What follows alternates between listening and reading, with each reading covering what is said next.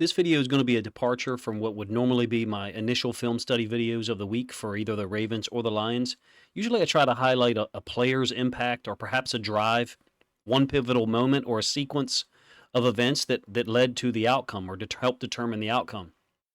This video may have a higher aiming point perhaps, or my goal could be a little grander. What I'm going to do is I'm going to focus on one personnel group, 12 personnel, and a formation that Ben Johnson used often in Sunday's 30-24 win over the Vikings. Trying to push this video out before the Ravens game starts Monday night, so if you get a chance to watch it, let me know in the comment section. Number one, if you enjoyed it, and number two, let me know if you think it was too shoddily done. Significant intro here to try to preface what I'm going to talk about. The Lions, I think, really took the Vikings defense to the woodshed. Goff was 30 of 40 passing, only sacked once by a defense that came in, I think, giving up the least amount of points per game since like week 6. Here's what the Lions did. They scored 30 points, produced 4 scoring drives of 12 plays or longer, 3 touchdowns and 1 field goal. The first drive of the game, 14 plays, 75 yards, touchdown. Second quarter drive where they settled for a field goal to go up 10-7. That was 13 plays, 60 yards. Third quarter, once the Vikings took a 21-17 lead on their opening possession, Goff and company go down 75 yards in 13 plays, retake the lead 23-21. Lions defense goes out there and forces a punt, 3 and out, in fact. And then the Lions' next possession of the third quarter bridged the third and fourth quarter, 14 plays, 83 yards, to go up 30-21 with 12 minutes left in the game. They held on from there. This video is not going to focus on all the specifics of the fourth quarter or anything. I'm going to, well, first let me talk about the culminating play of that drive, the 3-yard touchdown run by Jahmyr Gibbs. Great block by Penei Sewell, don't get me wrong. It's a great scheme. And the Vikings have been set up for it because they had tried multiple alignments against that particular formation, and none of them worked. Over the course of the film, what I'm going to try to focus on and point out to you is how Ben Johnson was weaving in a particular formation, call it Trey Wing or Trey, and from 12 personnel, and then a play that he was focusing on, outside zone. I'll call it Trey Wing. It's under center formation. The Lions went to it 5 separate times over the course of the game. Actually, I think 6. One time they motioned out of it. I'm not going to show you here. I've compared, at other points in times in videos, I've compared the different formations and plays, or different personnel groups and formations, to a movie script or a book where the author or the writer has multiple characters that they're covering and explaining throughout the movie, ultimately ending in some type of scene or multiple scenes that bring all those storylines or characters together in some, hopefully, high-quality finish. This is probably where my analogy breaks down. Well, I guess actually all NFL games do tend to be decided, or many of them decided in the final minutes, like this one was, when Ifeatu Melifonwu intercepted Nick Mullins in the final minute near the goal line, sealed Detroit's 11th win. But the 11 personnel storyline had reached its crescendo or its finish at the end of that 8th possession when Gibbs punched in that short touchdown run. Really was, untouched. So about 10 minutes of gameplay later was the end of the game, Melifonwu's interception. So I don't know, maybe my analogy is good, maybe you like it. Perhaps it's like a Quentin Tarantino movie where some of the high-level characters that are clearly getting paid millions of dollars, they die with 40 minutes left in the film. So in any case, that might be where my analogy breaks down, or maybe it makes sense to you as I explain it. But let's get to the film to show the formations and plays. And as I go through, I'll talk about Ben Johnson's overall use of 12 personnel on Sunday. So this first one, first possession, 12 personnel. You can see Mitchell and Laporta have traded across. And it's going to be outside zone run concept. Montgomery is going to bounce it to the outside. The Vikings, I don't know why. They got the boundary side safety spun down here. They tried multiple alignments depending on field and boundary. This one ends up being 10 yards off right tackle. Huge moment, if you ask me, because you get Laporta dealing with one linebacker. One D tackle is flashing across Jonah Jackson's face. 2 guys in the same gap, backside C gap. This happened multiple times leading up to the game in the film that I watched. I didn't really get anything done as far as a preview, but I did see this multiple times where a safety lineup outside and a D end, it was oftentimes Hunter, ended up in the same gap. Just makes you a man down to the front side, just kind of like a domino effect. Those guys didn't cause the play to to be a 10-yard gain, but they not being available to the front side is an issue when you combine it with the fact that the backside inside linebacker, in this case 40, is completely unable to get there from his alignment. I think 77 and 73 could handle this a little bit better. Because of his alignment, he's back almost in a stack 40. He's really inside shade, so 40I, 30, whatever you want to call it. I feel like they could handle, I'm talking about the center left guard combo, could handle these two better because of the alignment. Jackson's trying to get to him and scoop him. 77's trying to combo up to the backside inside linebacker. You can see Montgomery bounces it, fortunately. Laporta's done a pretty good job out here on 44, ends up being a 10-yard gain out to the field side. First iteration of 12 personnel, Trey under center. Still first possession, same formation, same personnel group. We're now talking about a 3rd and 1. So you're going to see the other, quote, play that's here. Laporta motioning across. This case, Sewell gets blown up by the inside linebacker. This is where I believe the play before had been a big completion to Raymond that looked like a clear first down. I may have my possessions mixed up. And Dan Campbell was trying to challenge it, but nonetheless, this play counted. I may have my possessions mixed up, like I said. But so the two tight ends was originally lined up down here. You can see the Vikings, instead of having their safety to the downside, we got a flipped image here. Instead of having his feet down here when on the first play I showed you, he's now back at a too high safety alignment. One inside linebacker, 58. He's the guy that's going to smack Penei Sewell in the face. And motioning Laporta across, he has taken the edge defender, and Jameson Williams works up to the safety. They're leaving this guy, the boundary side corner, unblocked consistently. He's not going to make that play, or he should not. You can see, okay, so I was right. You can see the challenge flag up in the top part of the screen, right around the 22-yard line, coming in from Dan Campbell. But nonetheless, it counted. It'll give you the end zone angle of this. So 12 personnel, Vikings are 4-3 team, trying to figure out a way to match it, particularly in this short yardage situation. So they got an edge defender off screen here, an edge defender off screen here, which I think is an inside linebacker, and then a more typical edge defender there. So they basically got 3-4 personnel in here on this play. And in this case, even though Sewell gets blown up, Montgomery's able to get it for a 4-yard gain. Glasgow helps take over to D tackle. Sewell working up to inside linebacker. Same structure as the touchdown I'll show you at the end of the 8th possession by Gibbs to basically put the game away or give them a 30-21 lead. So that was first possession. 12 personnel Trey. Run both times. Skip forward 3 possessions. 4th possession now. It's tied at 7 in the second quarter. 12 personnel again. You can see a little bit slightly different alignment. Jameson Williams is to the right. He's not to the weak side now. He's to the 2 tight end side. He's going to motion across, so that gets rid of Trey designation. It really becomes twin wing. Play action. Vikings don't have any idea how to match it up. So you've got 2 run plays, 2 different run plays, and now a motion and a pass play. Really, it's like a flood concept, except St. Brown is sitting down on the hash. So he's not running to the sideline underneath of a clear-out route by the number 1 receiver. I had a lines drawn up there, sorry. Jameson Williams went in motion, and instead of a receiver cutting it out to the sideline, St. Brown is sitting in on the hash. 58 expands too much with the flat route. That's the way the bait works there, with that running back slipping out into the flats. Ends up looking like a 3-deep coverage, but a really weird version of it, because you got no work down here to the bottom side for this corner. 24 is deeper than these 2 guys because the play action fake draws them up just a little bit. When you get the end zone angle, you'll see they didn't really bite on it too much because it's got a really clear view of it. But nonetheless, 14-yard gain. When you look at the 12 personnel data for the day, they averaged 6.3 yards per play, they being the Lions. Gave Jared Goff, I think, clear reads, gave him a run-pass option, not an RPO, but gave him a run look that the Vikings had to respond to or deal with.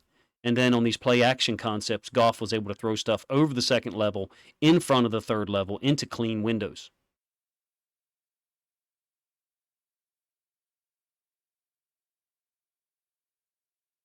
All right, so 4th possession again. We're now past midfield. Starts off as ace, so 1 tight end to the left, Laporta, 1 tight end to the right, Mitchell. Mitchell trades over, so it becomes Trey left under center. And it's going to be the same play that we had on the first, the initial viewing of 12 personnel. Now, I do wonder if they should be called for a penalty here. It's really close. Jameson Williams is probably good to go up to the top side, but it's very close if you ask me. Two tight ends are both off of the line. So to me, Jameson Williams could be a little bit more clearly on, but there's definitely a difference between his foot and these two guys' foot. He's probably he's probably better than I thought on first view with that guy's helmet. When I watched it on live broadcast Sunday, I thought it was a penalty at first, but Montgomery does the same exact thing that he did on the first play that I showed you, the 2nd and 9 on the first possession. Bounces it outside. Ends up being a 10-yard gain. End zone angle, you'll get a look. Again, you've got the safety walking over to the boundary, Harrison Smith, the third inside linebacker kind of walking out, apexing outside of the two tight ends.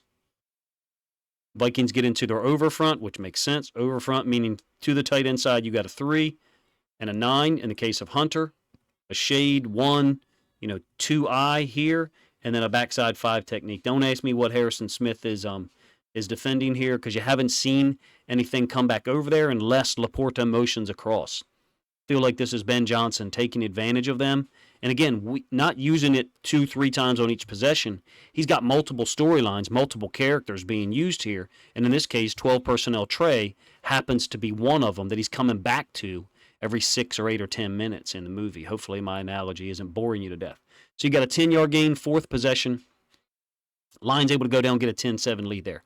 Skip forward, 3rd quarter. The Vikings have taken a 21-17 lead, so we're now talking 7th possession. Look, the Lions' 7th and 8th possession were exquisite. Again, 12 personnel here on a 2nd and 10. You can see the two tight ends up top. I'm not dealing with jumbo 12 here at all. So I'm not talking about with Dan Skipper's in the game here as a second tight end. This is all actual 12 personnel. Look at the surge that you're getting up to the top side. I mean, this is collapsed on the edge. No one outside of that, quote, edge defender. This is one of the problems with expecting your 9 technique to be the consistent force player to the field from a too high safety alignment. I don't know what the Vikings are doing here. I don't know what they're defending by that alignment. And I really, he's a good player, young guy, going to have a long career in this league. I don't know what 40 is being taught to do here or told to do against this formation with there's just no recognition at all from the Vikings defense. With no motion, this was run to the tight end side, period. And the Lions gashed him. Of course, Gibbs makes 24 miss. 24 is a heck of a player too, just like 40. Turns into an 8-yard gain. I think they listed it as a 7-yard gain, but on the edge here, this is Hunter against the two tight ends.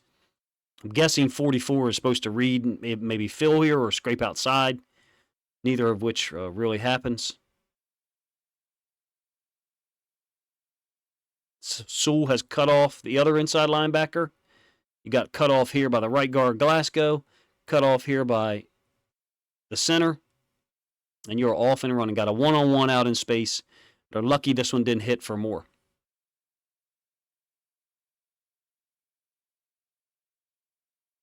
Lions are able to go down there and answer. Unfortunately, get the extra point blocked. So get a 23-21 lead. This is the culminating play of the Lions' 8th possession. So it's 23-21 still. You've had another long drive. I really think the Lions took the Vikings defense to school on that 7th and 8th possession. Just dominated. But so we're getting back to the second iteration of the second play from this 12 personnel Trey set. The condensed or compressed split from Jameson Williams kind of gives it away. You already know what it is. It's a great job by Sewell. 1st and goal from the 4. Credit to Ben Johnson. He knew the look he was going to get. Why? Because of the second play I showed you. The 3rd and 1 on the Lions' first possession. Montgomery for 3 or 4 yards. When Dan Campbell threw the challenge flag, it was a 3rd and 1. It's a short yardage situation. He knew that he was going to get a look somewhat like this one, where you have 4 interior linemen, 2 edge defenders. Hopefully y'all don't hear my children hollering downstairs. Forgive me. So he knew he was going to get a goal line or short yardage look. So Laporta is taking the edge defender, Hunter. Jameson Williams working up to the safety here. And then Sewell's job with the right guard is to combo up to the only inside linebacker. Beautiful job. There's just nothing there. There's no one there. Why? because the Vikings still can't line up to this formation. I'm talking about Harrison Smith being set to the sides of the tight end now, which is better. But on motion, the play is over here. I mean, you have to defend. You can say all you want. They could do this, they could do that. That's true. What I was taught is you defend what they are doing. And right now, pre-snap, no motion, this play is outside zone stretch to the two tight end side. And if this guy motions all the way across, like Jamison Williams did on the third play I showed you on the fourth possession, it's play action pass. And if this guy motions across over here, it's run to this side. Are there more plays in there? Sure. Did we see them on Sunday? Nope. Didn't need to. Because Ben Johnson had 3 plays out of this sequence, and the Vikings really weren't able to defend either one. If it sounds like I'm being harsh against the Vikings defense, I am. I mean, they get a lot of credit for holding teams down since week 6, rightfully so. It's the NFL, and when you hold people to 16.9 or 16.7 points per game, you deserve credit. Simultaneously, you deserve criticism and disregard when someone uses 3 concepts from the same formation woven over the course of a 60-minute game. Yeah, it's tough to identify that. These are NFL players. It's a professional sport, and they get all day, every day to go to practice and formation, film study, and tendencies. I do love how the Lions are blocking this. Laporta on the edge defender, Williams here, and like I said, great job by Sewell, who got smacked in the face on that first 3rd and 1 that I showed you. Excuse me, the first 2nd and 9 that I showed you. In this case, combos up to get 58. Beautiful job, if you ask me, of Ben Johnson and the offense really weaving things together from, this is just one personnel that I showed you, 12 personnel, one formation, tray, that I used to illustrate it. There's other ones that were happening at the same time. Let me get to the overall data from 12 personnel because I did want to talk about that a little bit. I should have done it maybe at the beginning, but the lead-in was long. The data that I tracked live had the Lions in 12 personnel 22 times on Sunday, and for a total of 139 yards. So like I said earlier, 6.3 yards per play. Maybe there's other people who have different different data sets, and that's fine. On the run concepts out of this, I had them at 4 carries for 31 yards. The plays that I showed you, the 4 plays I showed you. It's that outside zone run play is the one I want to talk about a little bit. Gibbs and Montgomery kept bouncing it. Off tackle to the 2 tight end side, so there was no motion. 3 carries for 28 yards. That's significant. Out of 12 personnel, additionally, now only showed you 1 pass play, but out of 12, there was 8 pass plays, and they generated 89 yards. The run plays don't look as impressive, but 5 of the run plays came on short yardage or goal line situations, like the one that you just saw, Gibbs' 4-yard touchdown run. There's no more yards to gain. If there was 16 yards to gain, he would have got it because it was wide open. So in a small sample size, the yards per play can occasionally be an inaccurate way to break down formations and personnel groups. Look, I think 12 personnel usage was big for the Lions. I think it was part of the overall game plan. Tray and then twin wing, the motion across by the wide receiver, and then pro slot when Laporta motions across, like the touchdown you saw there. But there was other personnel groups and formations being used at the same time. This is a part of it. My approximation would be this is 1/7 or 1/8 of the focus of what the Lions and Ben Johnson were able to get done on Sunday. Probably even more. You could say 1/10, and I got no problem with that. In any case, Ben Johnson and these guys were able to get yards consistently on the foundational play at a 12 personnel tray, and then have 2 complementary plays built off of it that they were able to exploit the Vikings as well. It's fun to do a video like this for me. The difference or the problem is these plays didn't happen consecutively. They bridged over the course of 60 minutes. 2 on the first possession, 2 on the fourth, 1 on the 7th, and 1 on the 8th possession. So I understand if there's people who would say, this is not how the game happens, coach. This is how a particular angle of the game happens. And as a coaching staff, it's your job offensively and defensively to have these things in mind. The last time they lined up in this, they ran this. And I think the Vikings did a really poor job of adjusting to some of the things Ben Johnson deployed, some of the way that Ben Johnson deployed his players on Sunday. And this was my attempt to illustrate that to you. People in my Discord know I was not complimentary of the Vikings defense leading up to the game. A couple of the things I mentioned in this video were things that I was able to talk about in the Discord, but not really get a preview done on. That's one of the reasons why I like doing previews, is because then my words are out there for people to use against me, or for people to say, okay, coach, you told us to check this out. But in any case, let me know what you guys think of me covering this element in this detail, or trying to, and wrapping the 12 personnel data around this set of 5 plays that I illustrated to you, or tried to, from 12 personnel Trey. Appreciate you guys' time. If you think other Lions fans would appreciate this video or enjoy it, then please consider grabbing a link to this video, sharing it out on social media to help this content get more reach.